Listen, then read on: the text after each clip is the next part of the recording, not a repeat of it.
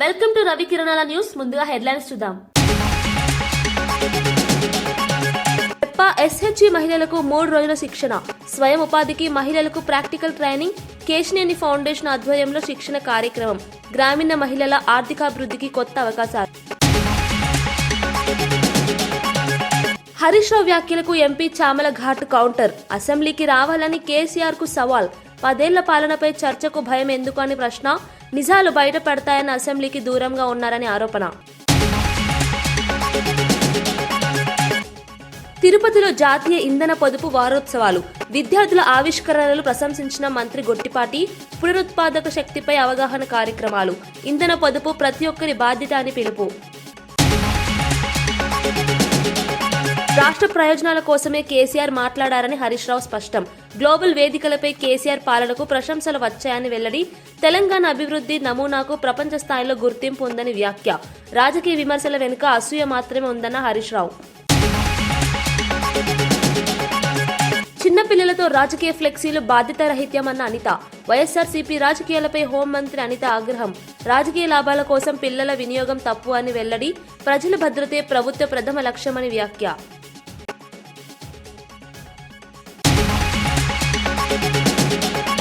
తెలంగాణలో బీఆర్ఎస్ అధినేత కేసీఆర్ వ్యాఖ్యలపై ప్రభుత్వ విప్ ఆది శ్రీనివాస్ తీవ్రంగా స్పందించారు. 10 ఏళ్ల పాటు రాష్ట్రాన్ని పాలించి ప్రజలను నిరాశపరిచిన కేసీఆర్ ఇప్పుడు మళ్లీ రాజకీయాల్లో యాక్టివ్ అవుతాననడం హాస్యాస్పదమన్నారు. ప్రజలకు క్షమాపణ చెప్పాల్సిన పరిస్థితిలో ఉండి 2 ఏళ్ల తర్వాత నిద్రలేచి జనం మధ్యకు వస్తాననడం రాజకీయ డ్రామా మాత్రమేనని విమర్శించారు. అసెంబ్లీకి రావడానికి భయపడుతూ బయట నుంచి విమర్శలు చేయడం నాయకత్వ లక్షణం కాదన్నారు. కేసీఆర్ మాటల్లో పసలేదని, అవే పాత ఆరోపణలని తెలిపారు. రాష్ట్ర రాజకీయాల్లో కేసీఆర్ పూర్తిగా అవుట్డేటెడ్ అయ్యారని, ప్రజల మధ్య తిరిగే స్థలం కూడా లేదని ఎద్దేవా చేశారు. ప్రజలు ఇప్పటికే సరైన తీర్పు ఇచ్చారని, రానున్న రోజుల్లో బీఆర్ఎస్ మరింత బలహీనపడటం ఖాయమన్నారు. వాస్తవాలను ఎదుర్కొనే ధైర్యం లేకనే కేసీఆర్ సభలకు దూరంగా ఉంటున్నారని వ్యాఖ్యానించారు. భయపడే పరిస్థితి, జనం బాట పడతారని చెప్పనేటువంటి మాట మాట్లాడుతున్న సందర్భంలో జనం మధ్యలోకి వెళ్ళడానికి స్పేస్ ఎక్కడుంది మీకని అడుగుతా ఉన్నా. ప్రజల ఆలోచనకు అనుగుణంగా గౌరవ ముఖ్యమంత్రి రేవంత్ రెడ్డి గారి నాయకత్వంలో బ్రహ్మాండంగా పనులు జరుగుతున్న వేళ రాష్ట్ర ఆర్థిక పరిస్థితి 8 లక్షల కోట్ల అప్పుల్లోకి మీ పరిపాలన ద్వారా నెట్టివేయబడ్డప్పటికీ ఈ రాష్ట్రాన్ని ఒక గాడిలో పెట్టి ప్రతినిత్యం 18 గంటలు కష్టపడుతూ మా ముఖ్యమంత్రి గారు రాష్ట్రాన్ని ముందుకు తీసుకుపోతూ ప్రజలతో ఒక చక్కటి సంబంధాన్ని, బాంధవ్యాన్ని ఏర్పరచుకున్న వేళ 2023లో మీరు చూసారు. ఈరోజు తోలు తీస్తా అని చెప్పిన మాట మాట్లాడుతున్నారు. ఆల్రెడీ మీ తోలు తీస్తే ఎండిపోయింది 2022 ఎన్నికల్లో. అదెందుకు గమనిస్తలేరు అంటున్నాం. లోక్సభ ఎన్నికల్లో 0కే పరిమితమైంది. కంటోన్మెంట్ను 3వ స్థానంలో మీరు ఉప ఎన్నికల్లో జబ్బలు ఎరిసి జూబిలీస్ ఎన్నికలకు గెలుతామని బొక్కబోర్ల పడ్డారు. ఇటీవల పంచాయతీ ఎన్నికల్లో, జూబిలీస్ ఎన్నికల్లో పోలే నోట్లలో 51% కాంగ్రెస్ పార్టీకి ఆశీర్వాదం ప్రజలు ఇచ్చినటువంటిది. ఇటీవల పంచాయతీ ఎన్నికల్లో మీరు 20%కే పరిమితం అయిపోయారు. 60% పైన, ఇంచుమించు 65% ఈరోజు ప్రజలు ఆశీర్వదించి కాంగ్రెస్ పార్టీ పక్షాన్ని నిలబడే క్రమంలో కేటీఆర్ తీరు వల్ల, హరీష్ రావు తీరు వల్ల బీఆర్ఎస్ పని అయిపోయిందని చెప్పని బీఆర్ఎస్ పక్షాన్ని మళ్ళీ ప్రజల బాట పడతా అని చెప్పనేటువంటి మాట ఏదో మాట్లాడుతున్నారు. అసలు స్పేస్ లేదంటున్నాం. ఎక్కడ కూడా ప్రజలకు ప్రభుత్వం మధ్యలో గ్యాప్ లేదు. ఈ సందర్భంలో మీరేం చేస్తారో మాకు అర్థమవుతలేదు. అసలు అసెంబ్లీకి రమ్మంటే రాకుండా భయపడి ఈరోజు అవాకులు చెవాకులు మాట్లాడే విధంగా, అసలు పసలేని ఆరోపణలు, పసలేని మాటలు. కేసీఆర్ గారు అవుట్డేట్ అయినటువంటి పరిస్థితి, బీఆర్ఎస్ పార్టీ అవుట్డేట్ అయినటువంటి పరిస్థితి ప్రజలు మర్చిపోతున్న వేళ. మహబూబ్ నగర్ ఎంపీగా ఉండి ఏం చేసిరు మీరు ఆ రోజు? ఆ తర్వాత ప్రభుత్వం వస్తే మహబూబ్ నగర్కి ఏం చేసిరు అంటున్నా. 811 టీఎంసీ ఉన్న కృష్ణా నదిలో మాకు 300 టీఎంసీలు చాలని చెప్పని సంతకం పెట్టి ఈరోజు కృష్ణా నది జలాలు అప్పనంగా ఆంధ్రాకు కట్టబెట్టింది మీరు కాదా అంటున్నా. గోదావరి జలాలలో నీరు నాపుతని చెప్పి కాళేశ్వరం కట్టి కూలేశ్వరంగా చేసిన సందర్భం మీది కాదా అంటున్నాం. బాగా గుర్తు, రోజా గారి ఇంటి దగ్గరికి వెళ్ళి భోజనం చేసిన తరువాత ఏమన్నాడు? రాయలసీమ రత్నాలసీమగా మారుస్తున్నారు. ఈరోజు కృష్ణా జలాలకు తీరని అన్యాయం చేసింది బీఆర్ఎస్ పార్టీ, కేసీఆర్ గారు. ఫ్యూచర్ సిటీ గురించి కూడా ఈరోజు మాట్లాడే మాటలు మతిలేని మాటలు అంటున్నాం. భావి తరాల ప్రజలకు ఉపయోగపడే విధంగా, భవిష్యత్ తరాల ప్రజలకు ఉపయోగపడే విధంగా, యువతకు ఉపయోగపడే విధంగా, నిరుద్యోగులకు ఉపయోగపడే విధంగా ఫ్యూచర్ సిటీని ఈరోజు నెలకొల్పుతుంటే అది కూడా మీ కళ్ళకి కనిపిపోతే ఎలా అంటున్నా. గ్లోబల్ సమ్మిట్ ద్వారా ఫ్యూచర్ సిటీలో ఏర్పాటు చేసినటువంటిది ప్రపంచ దిగ్గజాలు ప్రపంచ స్థాయి సదస్సు జరుగుతుంటే దాన్ని కూడా విమర్శించే పరిస్థితి. 5,75,000 కోట్ల పెట్టుబడులు. గతంలో దావోస్కు వెళ్తే 3 లక్షల పైచిలకు పెట్టుబడులు. ఈరోజు తెలంగాణకు ఫ్యూచర్ సిటీకి వస్తున్న క్రమంలో ఈరోజు సహకారం అందించాల్సింది పోయి ఈ విధంగా 2 ఏళ్ల తర్వాత విశాఖపట్నంలో వైఎస్ఆర్సీపీ పార్టీ శ్రేణులు తీవ్ర నిరసన చేపట్టారు. పార్టీ కార్యక్రమానికి అనుమతి ఇవ్వకుండా వీఎంఆర్డీ అడ్డుకుందని ఆరోపిస్తూ రోడ్డుపై బైఠాయించి ఆందోళనకు దిగారు. ప్రజాస్వామ్యంలో సభలు సమావేశాలు నిర్వహించే హక్కును కూటమి ప్రభుత్వం కాలరాస్తోందని పార్టీ నేతలు మండిపడ్డారు. అనుమతులు నిరాకరించడం రాజకీయ కక్ష సాధింపులో భాగమని విమర్శించారు. పోలీసులు రంగంలోకి దిగి పరిస్థితిని అదుపులోకి తెచ్చే ప్రయత్నం చేశారు. ఈ సందర్భంగా ట్రాఫిక్ కు అంతరాయం ఏర్పడింది. ప్రభుత్వం అధికార దుర్వినియోగానికి పాల్పడుతోందని, ప్రజాస్వామ్య గొంతులను అణిచివేయాలని చూస్తోందని వైఎస్ఆర్సీపీ నాయకులు ఆరోపించారు. ఇటువంటి చర్యలను ప్రజలు గమనిస్తున్నారని హెచ్చరించారు. రానున్న రోజుల్లో మరింత ఉధృతంగా ఉద్యమాలు చేపడతామని పార్టీ శ్రేణులు స్పష్టం చేశాయి.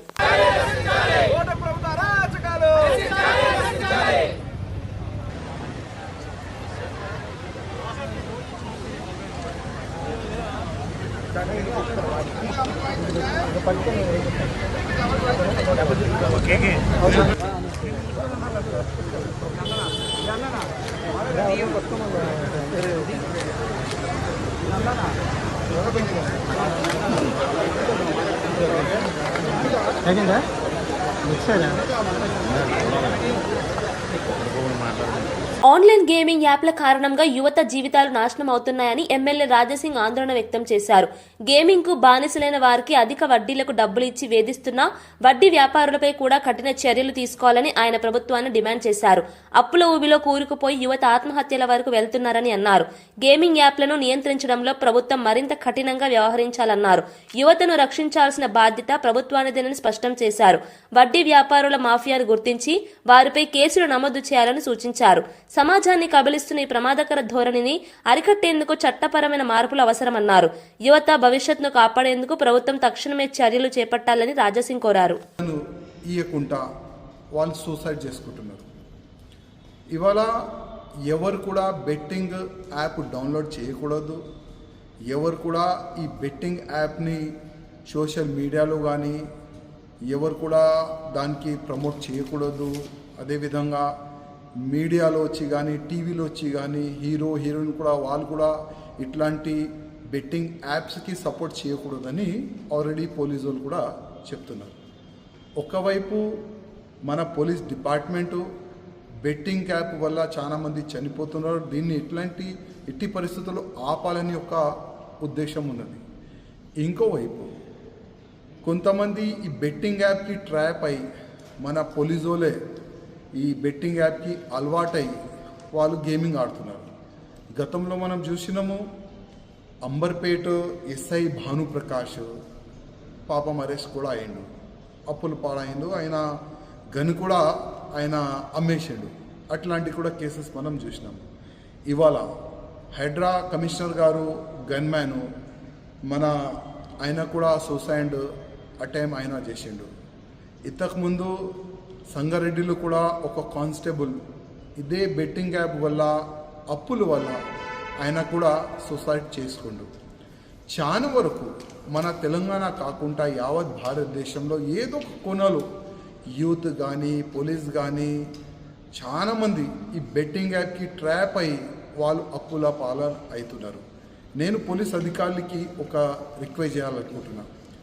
మన ప్రతి ఒక్క గన్మ్యాన్ కానీ పోలీసు ఎస్ఐ కానీ ఇన్స్పెక్టర్ కానీ ఎవరైనా ఉండాలి, బెట్టింగ్ యాప్ డౌన్లోడ్ చేస్తే వాళ్ళపైన మీరు చర్యలు తీసుకోవాలి. అదేవిధంగా వీళ్ళకి అప్పులు ఎవరు ఇస్తున్నారు, అప్పు ఇచ్చే వాళ్ళపైన కూడా చర్యలు తీసుకుంటే ఎవరైనా బెట్టింగ్ యాప్ వల్ల కేసీఆర్ ఇటీవల చేసిన వ్యాఖ్యలు రాష్ట్ర ప్రయోజనాల కోసమేనని మాజీ మంత్రి హరీష్ రావు స్పష్టం చేశారు. గ్లోబల్ సమిట్ లో బ్రిటిష్ మాజీ ప్రధాని టోనీ బ్లెయిర్ కేసీఆర్ పాలనను ప్రశంసించారని గుర్తు చేశారు. దేశంలో పేరున్న ప్రముఖులు సైతం కేసీఆర్ విధానాలను మెచ్చుకున్నారని అన్నారు. తెలంగాణ అభివృద్ధి నమూనా ప్రపంచ స్థాయిలో గుర్తింపు పొందిందని తెలిపారు. రాజకీయ విమర్శల వెనుక అసూయ మాత్రమే ఉందని వ్యాఖ్యానించారు. కేసీఆర్ పాలనలో సాగునీరు, మౌలిక వసతులు, సంక్షేమ రంగాల్లో చారిత్రక మార్పులు వచ్చాయని అన్నారు. ప్రతిపక్షాలు కావాలని తప్పుడు ప్రచారం చేస్తున్నాయని విమర్శించారు. ప్రజలకు వాస్తవాలు తెలుసని, తగిన సమయంలో సరైన తీర్పు ఇస్తారని హరీష్ రావు ధీమా వ్యక్తం చేశారు. కేసీఆర్ నాయకత్వంపై ప్రజల్లో ఇంకా నమ్మకం ఉందన్నారు.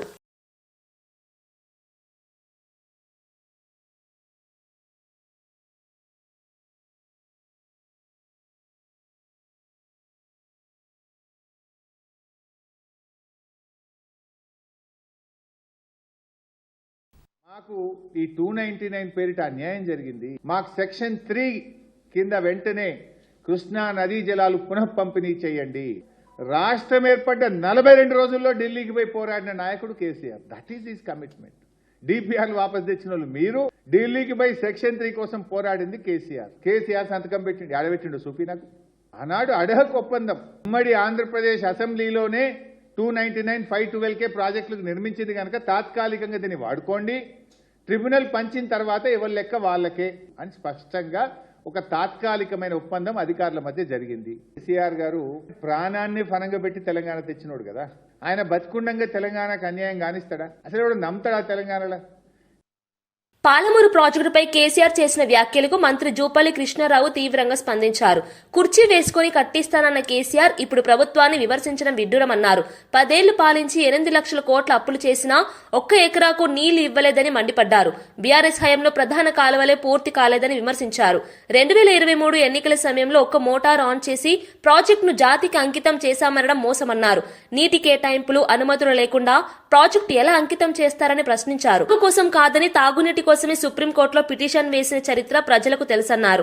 నిజాలు బయటపడతాయనే భయంతోనే కేసీఆర్ అసెంబ్లీకి రావడం లేదని జూపల్లి వ్యాఖ్యానించారు. జూబ్లీహిల్స్ ఉప ఎన్నికలో కేటీఆర్ ఏం మాట్లాడిండు? జూబ్లీహిల్స్ ఉప ఎన్నిక రెఫరెండం అన్నాడు. 2 సంవత్సరాల కాంగ్రెస్ పరిపాలనకు, రేవంత్ రెడ్డి పరిపాలనకు రెఫరెండం అన్నాడు. అంటే ప్రజలు ఆ ప్రజాభిప్రాయం చెప్పబోతా ఉన్నారు, ప్రజల తీర్పు చెప్పబోతా ఉన్నారు. సో ప్రజలు తీర్పు చెప్పిండ్రు. అంటే స్పష్టంగా కేటీఆర్, హరీష్ రావు చేస్తున్నటువంటి తప్పుడు ఆరోపణలు చెప్పని ప్రజలు తీర్పు ఇచ్చారు. మళ్ళీ గడిచిన 2-3 రోజుల కింద జరిగినటువంటి స్థానిక సంస్థల సంబంధించిన సర్పంచ్ ఎన్నికల్లో కూడా బీఆర్ఎస్ పార్టీ, బీజేపీ పార్టీ 2 కలిసి పోటీ చేసినా కూడా 1/3 సీట్లు కూడా రాలే. అంటే 3/1 కూడా సీట్లు రాలే బీఆర్ఎస్ పార్టీకి. అంటే వాళ్ళ యొక్క పార్టీ ప్రతిష్ట అనేది పూర్తిగా పార్టీ కంప్లీట్గా బలహీనమైంది అనేది కేసీఆర్కి అర్థమై గడిచిన 2 సంవత్సరాల్లో కేటీఆర్, హరీష్ రావు కొడుకు, అల్లుడు అందరు కలిసి ఏం చేసినా పార్టీ మొత్తం దిగజారిపోతూ ఉంది. పార్టీ ప్రతి దిగజారిపోతూ ఉంది. కాపాడుకోవాలి, కనీసం కొద్దిగా ప్రతిష్ట కాపాడుకోవాలని దానిలో భాగంగానే బయటకు వచ్చింది తప్ప పాలమూరు ప్రాజెక్టు కాదు, గాడిగుడ్డు కాదు, ఇంకోటి ఏమీ కాదు. 100% వాస్తవంగా ఆయన పాలమూరు ప్రాజెక్టు గురించి మాట్లాడుతూ ఉన్నాడు. అసలు మీరందరూ గమనించారు, 2014 కేసీఆర్ ఆనాడు బీఆర్ఎస్ పార్టీ ప్రభుత్వ అధికారికి వచ్చిన తర్వాత 2015లో పాలమూరు ప్రాజెక్టును కుర్చీ వేసుకుని పూర్తి చేస్తా అని మాట్లాడాడు. మరి 2014 నుంచి 2023 తిరుపతిలో జాతీయ ఇంధన పొదుపు వారోత్సవాల్లో మంత్రి గొట్టిపాటి రవి పాల్గొన్నారు. ఏపీ ఎస్పీ డీసీఎల్ ఆధ్వర్యంలో నిర్వహించిన ఎనర్జీ ఎగ్జిబిషన్ ను ఆయన సందర్శించారు. ఈ సందర్భంగా విద్యార్థులు రూపొందించిన నూతన ఆవిష్కరణలను మంత్రి ఆసక్తిగా తిలకించారు. పునరుత్పాదక శక్తి, స్మార్ట్ ఎనర్జీ వినియోగంపై విద్యార్థులు వివరించగా మంత్రి ప్రశంసించారు. పీఎం సూర్యఘర్, కుసుమ్ పథకాలు, స్మార్ట్ మీటర్ల ప్రాజెక్టులను అభినందించారు. ఇంధన పొదుపు ప్రతి ఒక్కరి బాధ్యత అని మంత్రి అన్నారు. భవిష్యత్ తరాలకు శుభ్రమైన శక్తిని అందించేందుకు ఇలాంటి కార్యక్రమాలు దోహదపడతాయని పేర్కొన్నారు. విద్యార్థుల్లో తను ప్రోత్సహించాల్సిన అవసరం ఉందన్నారు. రాష్ట్రంలో ఎనర్జీ ఎఫిషియన్సీ పెంచేందుకు ప్రభుత్వం కట్టుబడి ఉందని మంత్రి గొట్టిపాటి స్పష్టం చేశారు. ఈ మధ్య కొత్తగా మనం ప్రభుత్వ అధికారంలోకి వచ్చిన తర్వాత ఇళ్ల మీద కూడా 20 లక్షల సోలార్ పిఎం సూర్య గారి ద్వారా చేయాలనే కార్యక్రమం. అదేవిధంగా వ్యవసాయానికి పిఎం కుసుమ్ ద్వారా అగ్రికల్చర్ పంప్ సెట్లు పెట్టి వీటన్నిటి ద్వారా ఎనర్జీ సేవ్ చేయాలి, ప్లస్ పొల్యూషన్ లేకుండా ఉండాలనే ఉద్దేశంతో వాళ్ళు ఈ కార్యక్రమాలన్నీ కూడా చేస్తున్నాం. వాళ్ళు చాలా పెద్ద ఎత్తున స్కూల్స్ నుంచి వచ్చి పిల్లలు కూడా పార్టిసిపేట్ చేశారు. నేను, సిఎండి గారు, మన ఎమ్మెల్యేస్ అందరం కూడా వచ్చి పిల్లలతోటి దాదాపు గంట నుంచి వాళ్ళతో స్పెండ్ చేసి వాళ్ళు చేసిన కార్యక్రమాలు అన్నీ కూడా చూసి ఏ విధంగా చేశారని చూసి వాళ్ళు కూడా చాలా బ్రహ్మాండం చేశారు. 8th క్లాస్ 9th క్లాస్ చదువుతున్న పిల్లలు కూడా ఎనర్జీ సేవింగ్ మీద అవగాహన పెరగడం అనేది చాలా సంతోషకరమైన విషయం. ఇట్లాంటి అన్ని చోట్ల జరగాలి, అన్ని స్కూల్స్లో కూడా మరింత ఎక్కువగా జరగాలని చెప్పి కోరుకుంటాము. కంపెనీలు ఎవరు కొనసాగుతున్నారు చాలా పారదర్శకంగా 5 స్టార్ ట్రాన్స్ఫార్మర్లు నాణ్యతతో కూడినవి మాత్రమే ఈ ప్రభుత్వం కొనుగోలు చేసింది. రేట్లు కూడా గత ప్రభుత్వంలో కొనుగోలు చేసిన రేట్లకి ఈ ప్రభుత్వం కొనుగోలు చేసే రేట్లకి ప్రతి ట్రాన్స్ఫార్మర్ కానీ పోల్స్ కానీ అన్నిటిని కూడా మీరు చూడండి, చాలా పారదర్శకంగా ఈ ప్రభుత్వం చేస్తుంది. ఈ ప్రభుత్వం ఎనర్జీ సేవింగే కాదు, మనం కరెంటు కూడా తక్కువ రేటుకు రైతులకు అందిస్తాలనే ఉద్దేశంతో, రైతులు కానీ ప్రజలు కానీ అందిస్తాలనే ఉద్దేశంతో ఈ సంవత్సరం 13 పైసలు తగ్గించామన్నమాట. ఈ సంవత్సరం దేశ చరిత్రలో ఎక్కడ కూడా 13 పైసలు కరెంటు తగ్గించిన చరిత్ర ఎక్కర్లేదు, మనమే తగ్గించాం. గత ప్రభుత్వంలాగా ఎట్లా పడితే అట్లా ఎనర్జీని కొనుగోలు చేసి బయట నుంచి కొనుగోలు చేసి విపరీతమైన భారం వేశారు.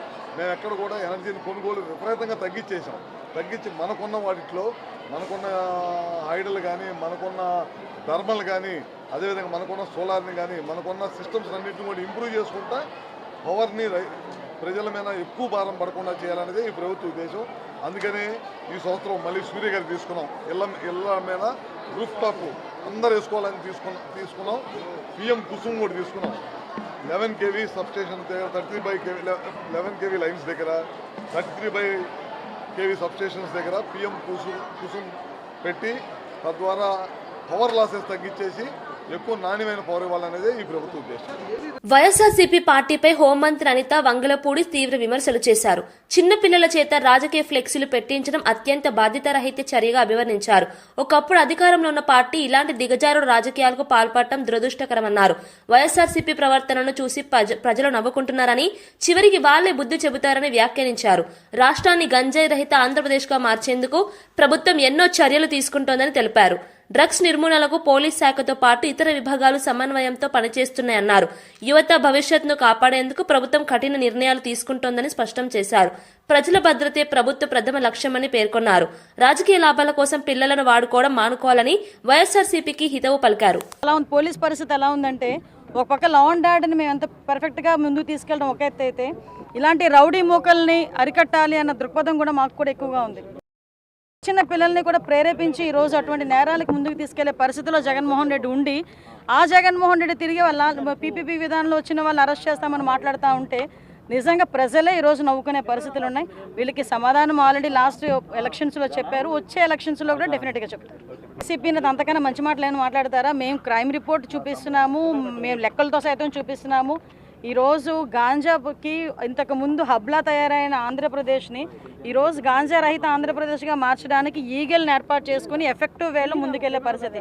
ఇంతకుముందు లాస్ట్ 5 సంవత్సరాల్లో గాంజా వద్దు అని ఒక చిన్న అవేర్నెస్ ప్రోగ్రామ్కి ఎప్పుడైనా ఒక ముఖ్యమంత్రి అటెండ్ అయ్యాడా? అప్పుడు జగన్మోహన్ రెడ్డి అటెండ్ అయ్యాడా?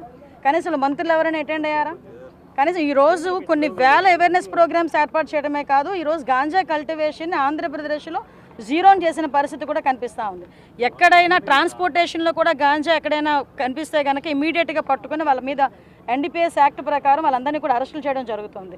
ఎక్కడిదక్కడ మేము కట్టుదిట్టంగా మేము క్లియర్గా కట్టుదిట్టమైన చర్యలు తీసుకుంటున్నాం. గాంజా విషయంలో కూడా ఎవరిని ఉపేక్షించే పరిస్థితి లేదు. ఆఖరికి మీ అందరికీ తెలుసు, రౌడీ మూకల తాలూకు ఆటలు కూడా కట్టించే పరిస్థితులు ఈరోజు మా యంత్రాంగంతో కనిపిస్తుంది. విజయవాడలో ఎంపీ కేశినేని శివనాథ్ కార్యాలయంలో మెప్పా ఎస్హెచ్జి మహిళలకు 3 రోజుల శిక్షణ కార్యక్రమం నిర్వహించారు. Kesineni foundation, NV India, NIRD సంయుక్త ఆధ్వర్యంలో ఈ కార్యక్రమాన్ని చేపట్టారు. చెదలు, బొద్దింకలు, దోమల నివారణపై మహిళలకు ప్రాక్టికల్ శిక్షణ అందించారు. ఈ కార్యక్రమాన్ని ఎంపీ కేశినేని శివనాథ్, రాజ్యసభ ఎంపీ సానా సతీష్ బాబు, సీఎం కార్యక్రమాల సమన్వయకర్త మంతెన సత్యనారాయణ రాజు ప్రారంభించారు. మహిళలు స్వయం ఉపాధితో ఆర్థికంగా ఎదగలన లక్ష్యంతో ఈ శిక్షణలు ఉపయోగపడతాయని తెలిపారు. డిసెంబర్ 1 నుంచి ఇప్పటి వరకు ఎన్ఐఆర్డీలో 400 మందికి శిక్షణ అందించినట్లు నిర్వాహకులు వెల్లడించారు. గ్రామీణ మహిళలకు ఇలాంటి అవకాశాలు మరింత విస్తరించనున్నట్లు తెలిపారు. రాజ్యసభ సభ్యులు సతీష్ గారు వచ్చారు, అలాగే ఎమ్మెల్సీ రాజు గారు, ఆయన అందరికీ గట్టి ఇక్కడ ఆయనందరూ కూడా వచ్చి ఓపెన్ చేయాలనుకున్నాం.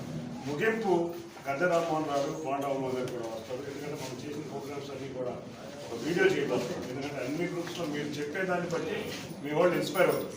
కాబట్టి ఎక్కడ ఎవరికి ఏం కావాలన్నా కూడా మేము సంశయించకుండా ఏదున్నా కూడా మా వాళ్ళు అందరూ మీతో ఉంటారు, మీకు సపోర్ట్ చేస్తున్నాం. ఫౌండేషన్ కూడా అట్లాగే అన్నీ కూడా మనకి ఇంకేదన్నా కొత్తగా మాకు తెలియని పద్ధతులు మన ఒక నెల రోజులు leather garments and cotton garments కూడా నెల రోజుల నుంచి ట్రైనింగ్ జరుగుతుంది.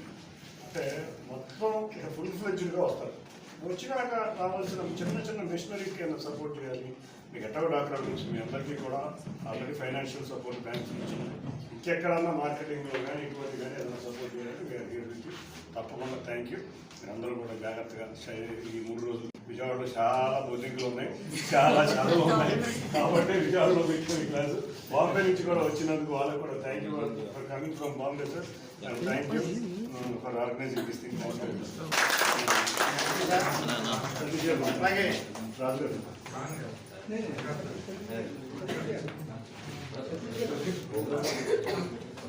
గారు మీరు చెప్పిన మన ఎన్ఐఆర్డీ శిక్షణ ఇవ్వడం జరిగింది పేరు పరిశ్రమ మీద. బీజేపీ ప్రభుత్వం అడవులను కార్పొరేట్ కంపెనీలకు ధారాదత్తం చేస్తోందని మంత్రి సీతక్క తీవ్ర ఆరోపణలు చేశారు. అటవీ సంపదను కాపాడాల్సిన ప్రభుత్వం నిరుపేదలను కార్పొరేట్ కూలీలుగా మార్చే కుట్ర చేస్తోందని విమర్శించారు. ఒకప్పుడు ఉపాధి హామీ పథకంలో 200 రకాల పనులుండేవని ఇప్పుడు పనులను పరిమితం చేస్తున్నారని అన్నారు. పేదల కోసం తీసుకొచ్చిన MGNREGA చట్టాన్ని నిర్వీర్యం చేయాలనే ప్రయత్నాలు జరుగుతున్నాయని ఆరోపించారు. గ్రామీణ ఉపాధి అవకాశాలు తగ్గిపోతున్నాయని ఆందోళన వ్యక్తం చేశారు. అడవుల పరిరక్షణ పేరుతో ప్రజలను అడవుల నుంచి తరిమేస్తున్నారని మండిపడ్డారు. కేంద్ర విధానాల వల్ల గిరిజనులు, రైతులు తీవ్రంగా నష్టపోతున్నారని చెప్పారు. ఈ విధానాలకు వ్యతిరేకంగా పోరాటం కొనసాగిస్తామని మంత్రి సీతక్క స్పష్టం చేశారు. రాష్ట్రంలో దేశంలో ఉన్నటువంటి పేదల పక్షాన పోరాడుతున్న సంస్థలు కానీ పార్టీలు కానీ ఖచ్చితంగా బీజేపీ కుట్రపూరితమైనటువంటి కార్పొరేట్ కంపెనీలకు అడవులను దారాదత్తం చేస్తున్నారు. మరి ఊర్ల చుట్టూ ఉండేటువంటి కొండలు గుట్టలు దారాదత్తం చేస్తున్నారు. మరి లేబర్ బానిసత్వంలోకి ప్రజల్ని పంపించి ఉపాధి అనేది ఒక చట్టంలాగా ఉండేదాన్ని ఈరోజు కార్పొరేట్ కంపెనీల దగ్గర కూలీలుగా మార్చే కుట్రలో భాగమే రామ్జీ చట్టం తీసుకొచ్చిర్రు. ఆనాడు 200 రకాల పనులు చేస్తే ఈనాటి వరకు ఉపాధి హామీ చట్టంలో ఈరోజు లిమిటెడ్ వర్క్స్ పెడుతున్నారు, లిమిటెడ్ ఏరియాకు పరిమితం చేస్తున్నారు. పేరు మాత్రం 125 పని దినాలు చేసినామని చెప్పుకుంటున్నారు. ఈరోజు నేను బీజేపీ నాయకులను అడుగుతా ఉన్నా, మీ బీజేపీ ప్రభుత్వ పాలిత రాష్ట్రాలలో ఎన్ని ఉపాధి హామీ పనులు ఎన్ని రోజులు చేసిర్రు? 100 ఎక్కడన్నా చేసిర్రా? కనీసం 60-70 అన్నా చేసిర్రా? చేసిన వాటినే మీరు తగ్గించారు. గతంలో ఉన్నటువంటి పని దినాలను కూడా గత సంవత్సరంతో పోలిస్తే ఈ సంవత్సరం 45 కోట్ల పని దినాలకు తగ్గించిర్రు. మాజీ మంత్రి హరీష్ రావు వ్యాఖ్యలపై భువనగిరి ఎంపీ చామల కిరణ్ కుమార్ రెడ్డి తీవ్రంగా స్పందించారు. నీళ్లు నిజాలపై చర్చకు రావాలని సీఎం రేవంత్ రెడ్డి ఆహ్వానించినా కేసీఆర్ స్పందించడం లేదని విమర్శించారు. అసెంబ్లీకి వస్తారా రారా చెప్పకుండా పాత మాటలే మాట్లాడుతున్నారని అన్నారు. బీఆర్ఎస్ పాలనలో యూరియా కోసం రైతులు పడిన ఇబ్బందులకు పత్రికా సాక్ష్యాలున్నాయని గుర్తు చేశారు. గట్టిగా మాట్లాడితే అబద్దాలు నిజం కావని స్పష్టం చేశారు. అసెంబ్లీకి వస్తే ఎవరు ద్రోహులు అన్నది ప్రజలకు స్పష్టంగా తెలుస్తుందని వ్యాఖ్యానించారు. 10 ఏళ్ల పాలనపై చర్చకు రావాలనే ధైర్యం బీఆర్ఎస్ నాయకులకు లేదన్నారు. వాస్తవాలను తప్పించుకునేందుకే అసెంబ్లీకి దూరంగా ఉంటున్నారని చామల విమర్శించారు. తెలంగాణ ప్రజలు వాస్తవాలు తెలుసుకోవాలంటే అసెంబ్లీకి వచ్చి చర్చ చేయాలన్న చెప్పిదాన్ని మాట్లాడకుండా మీరు మాట్లాడుతారు. ఇంకోటి, మీరు మీ హయాంలో యూరియా బస్తాలు ఆటో వారికి ఫోన్ చేసి ఇంటికి తెచ్చి ఇచ్చిపోయేటోళ్ళని చెప్తారు. అంటే మీరు ఏదో నోరుంది కదా మాట్లాడితే గతంలో మీ హయాంలో ఏం జరిగిందో మర్చిపోతారని మీరు అనుకుంటారు. వాస్తవంగా నేను చెప్తున్నా, మీ హయాంలో మీరు ఒకసారి చూడండి, మీ హయాంలో ఈ యూరియా కోసం బారులు తీసి లైన్లో నిలబడ్డది 2020లో. ఇది ప్రెస్ క్లిప్పింగ్. ఇది 2022 ప్రెస్ క్లిప్పింగ్. ఇది 2023.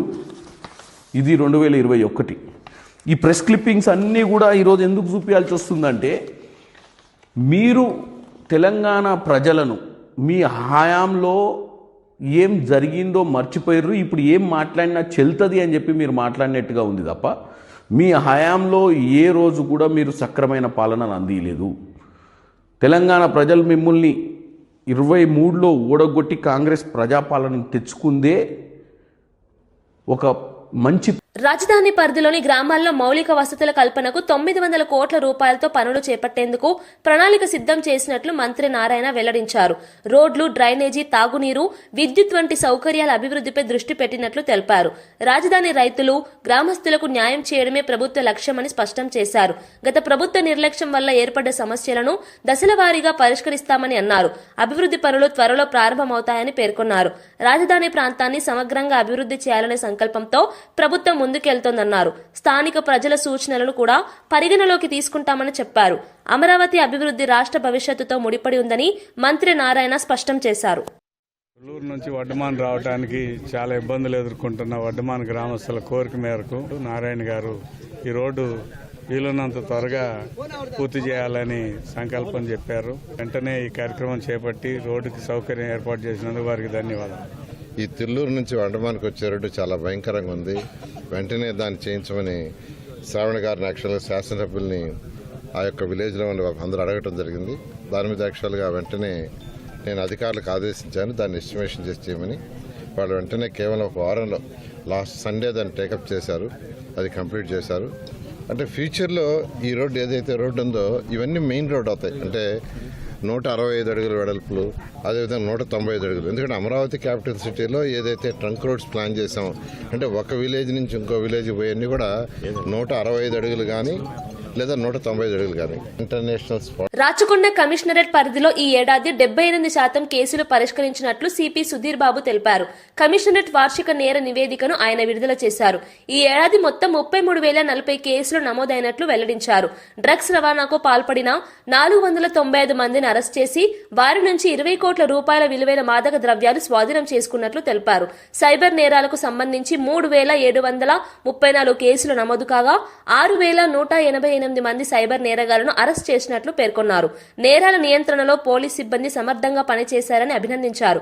ప్రజల సహకారంతోనే ఈ ఫలితాలు సాధ్యమయ్యాయని అన్నారు. రాబోయే రోజుల్లో నేరాలపై మరింత ఉక్కుపాదం మోపుతామని సిపి స్పష్టం చేశారు. Topped the state with 31 live convictions. We have secured 20 years imprisonments in 12 cases. 17 accused were convicted in one case of Addaguduru police station. 3,734 cases cyber crime related cases కూడా ఉన్నాయి మనం రిపోర్ట్ అయిన మొత్తం కేసెస్ లో. ఈ సంవత్సరము మనము 14,507 FIR కేసెస్ అండ్ 44,742 ఈ పెట్టి కేసెస్ ని లోక్ అదాలత్ ద్వారా డిస్పోజ్ చేయగలిగాం. NBW is also 20 crores 1 lakh rupees మనము ఈ కౌంటర్ బాండ్ ఉన్నటువంటి వర్త్ ఉన్నటువంటి వీటిని సీజ్ చేయడం జరిగింది. 495 అక్యూజ్డ్ మనం అరెస్ట్ చేశాం. వీళ్ళు మన దగ్గరే కాకుండా మన తెలంగాణ రాష్ట్రంలోనే కాకుండా 322 మంది తెలంగాణ రాష్ట్రం తీసుకున్నాం. అలానే అదర్ స్టేట్స్ నుంచి 172 మందిని మనం తీసుకున్నాం. అదర్ కంట్రీ నుంచి కూడా ఒక అక్యూజ్ మనం ఇందులో అరెస్ట్ చేసి వీళ్ళపైన షీట్స్ కూడా ఓపెన్ చేయడం జరిగింది. వార్తలు ముగించే ముందు ముఖ్యాంశాలు మరోసారి.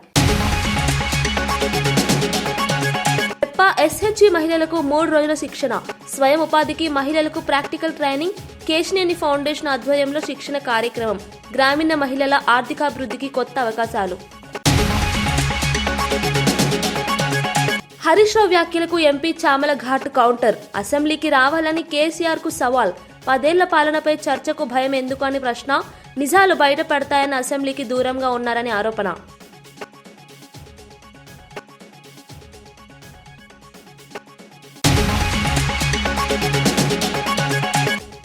తిరుపతిలో జాతీయ ఇంధన పొదుపు వారోత్సవాలు, విద్యార్థుల ఆవిష్కరణలు ప్రశంసించిన మంత్రి గొట్టిపాటి, పునరుత్పాదక శక్తిపై అవగాహన కార్యక్రమాలు, ఇంధన పొదుపు ప్రతి ఒక్కరి బాధ్యత అని పిలుపు.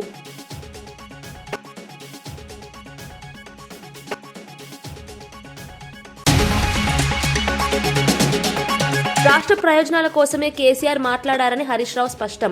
గ్లోబల్ వేదికలపై కేసీఆర్ పాలనకు ప్రశంసలు వచ్చాయని వెల్లడి. తెలంగాణ అభివృద్ధి నమూనాకు ప్రపంచ స్థాయిలో గుర్తింపు ఉందని వ్యాఖ్య.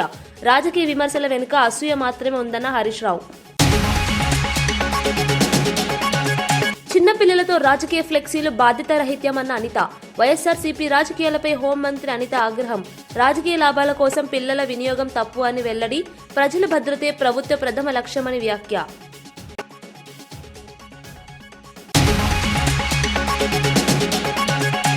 ఈనాటి వార్తా విశేషాలు. మరో బులెటిన్లో మళ్ళీ కలుద్దాం. నమస్కారం.